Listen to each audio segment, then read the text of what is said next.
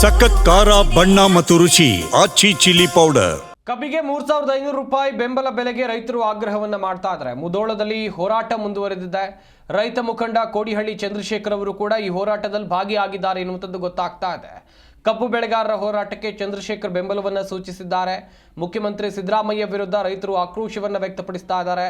ಯಾರ ಮಾತು ಕೇಳಿ ಸರ್ಕಾರ ನಡೀತಾ ಇದೆ ಅಂತೇಳಿ ಇಲ್ಲಿ ಆಕ್ರೋಶವನ್ನ ವ್ಯಕ್ತಪಡಿಸುವಂತ ಕೆಲಸ ಆಗ್ತಾ ಇದೆ. ಇನ್ನೊಂದು ಕಡೆಯಲ್ಲಿ ಸರ್ಕಾರದ ಆದೇಶ ಪ್ರತಿಯನ್ನ ಸುಟ್ಟು ಹಾಕಿ ರೈತರು ಆಕ್ರೋಶವನ್ನ ವ್ಯಕ್ತಪಡಿಸಿರುವಂತ ದೃಶ್ಯಾವಳಿಗಳನ್ನ ನೀವಿಲ್ಲಿ ನೋಡ್ತಾ ಇದ್ದೀರಾ. ಕೋಡಿಹಳ್ಳಿ ಚಂದ್ರಶೇಖರ್ ಕೂಡ ರೈತರ ಪ್ರತಿಭಟನೆಗೆ ಬೆಂಬಲವನ್ನ ಕೊಟ್ಟಿದ್ದಾರೆ ಎನ್ನುವಂತ ಮಾಹಿತಿ ಸಿಗ್ತಾ ಇದೆ. ಬಾಗಲಕೋಟೆಯ ಮುಧೋಳದಲ್ಲಿ ರೈತರ ಹೋರಾಟ ಯಾವ ರೀತಿಯಾಗಿ ಮುಂದುವರೆದಿದೆ ನೋಡ್ತಾ ಇರಬಹುದು ದೃಶ್ಯಾವಳಿಗಳಲ್ಲಿ. ಕಬ್ಬು ಬೆಳೆಗಾರರ ಹೋರಾಟಕ್ಕೆ ಕೋಡಿಹಳ್ಳಿ ಚಂದ್ರಶೇಖರ್ ಬೆಂಬಲವನ್ನ ಕೊಟ್ಟಿದ್ದಾರೆ. ಇತ್ತ ಮುಖ್ಯಮಂತ್ರಿ ಸಿದ್ದರಾಮಯ್ಯ ವಿರುದ್ಧ ರೈತರು ಆಕ್ರೋಶವನ್ನ ಮುಂದುವರಿಸಿದ್ದಾರೆ.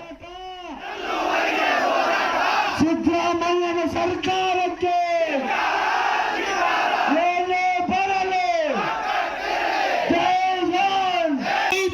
ಬೇಕು, ರೈತರಿಗೆ ಬೇಕು, ರೈತರಿಗೆ ಬೇಕು. ಜೈ ಜೈ ಬೇಕೇ ಬೇಕು. ಎಲ್ಲಿವರೆಗೆ ಹೋರಾಟ? ಸಿದ್ದರಾಮಯ್ಯನ ಸರ್ಕಾರಕ್ಕೆ ಏನೇ ಬರಲಿ ಜೈ ಜೈ. ರೈತರಿಗೆ ಬೇಕು, ರೈತರಿಗೆ ಬೇಕು,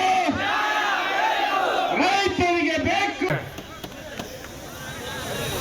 ರಾಜ್ಯದ ಮಂತ್ರಿಗಳು ಮುಖ್ಯಮಂತ್ರಿಗಳು ಆದೇಶ ಹೊರಡಿಸಿದಾರ.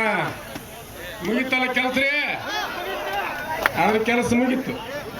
ಇಲ್ಲಿ ಆಗಬೇಕಾದಂಥ ತೀರ್ಮಾನ FRP ಏನಿದೆ ಅದು ಕೂಡ ಅನ್ಸೈಂಟಿಫಿಕ್ಕು.